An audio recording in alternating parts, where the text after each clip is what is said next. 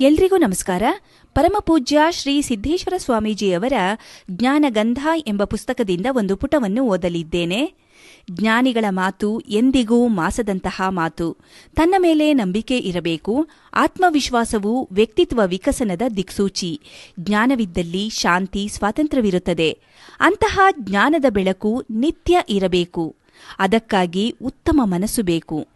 ಅಂತಹ ಪ್ರಶಾಂತ ಸ್ವಾತಂತ್ರ್ಯ ಜೀವನವೇ ಆಧ್ಯಾತ್ಮ ಜೀವನ.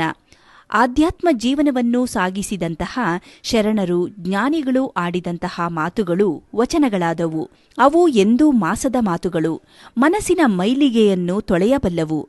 ಅಂತಹ ಮಾತುಗಳನ್ನು ಕೇಳುವುದಕ್ಕಾಗಿ ನಮ್ಮ ಮನಸ್ಸು ಸಿದ್ಧಗೊಳ್ಳುವುದೇ ಸತ್ಸಂಗ. ಅಂತಹ ಸತ್ಸಂಗದಿಂದ ಶಾಂತಿ ದೊರೆಯುತ್ತದೆ. ಅದಕ್ಕಾಗಿ ಉತ್ತಮ ಮಾತುಗಳನ್ನು ಕೇಳುವಂತಹ ಇಚ್ಛಾಶಕ್ತಿಯನ್ನು ಹೊಂದಬೇಕಾಗುತ್ತದೆ. ನಮ್ಮ ಮೇಲೆ ನಮಗೆ ನಂಬಿಕೆ ಮತ್ತು ವಿಶ್ವಾಸ ಇರಬೇಕು. ಅದಕ್ಕಾಗಿ ನಮ್ಮ ಜೀವಿತದ ಬಗ್ಗೆ ನಂಬಿಕೆ ಇಟ್ಟು ಚೆನ್ನಾಗಿ ಬದುಕುವಂತಹ ಆತ್ಮವಿಶ್ವಾಸವನ್ನು ಬೆಳೆಸಿಕೊಳ್ಳಬೇಕು. ಆಗ ಶಾಂತಿ, ಸಮೃದ್ಧಿಯೂ ಗೋಚರಿಸುವುದು.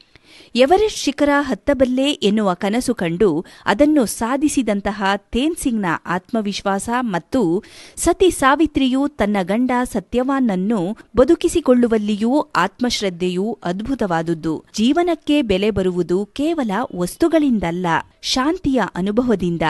ಅದಕ್ಕೆ ವಿಶ್ವಾಸ, ಆತ್ಮಶ್ರದ್ಧೆ ಇರಬೇಕು. ಆತ್ಮವಿಶ್ವಾಸವು ವ್ಯಕ್ತಿಯ ವ್ಯಕ್ತಿತ್ವ ವಿಕಸನಕ್ಕೆ ದಿಕ್ಸೂಚಿ ಎಂದು ಪರಮಪೂಜ್ಯ ಶ್ರೀ ಸಿದ್ದೇಶ್ವರ ಸ್ವಾಮೀಜಿಯವರು ತಿಳಿಸಿದ್ದಾರೆ. ಧನ್ಯವಾದಗಳು.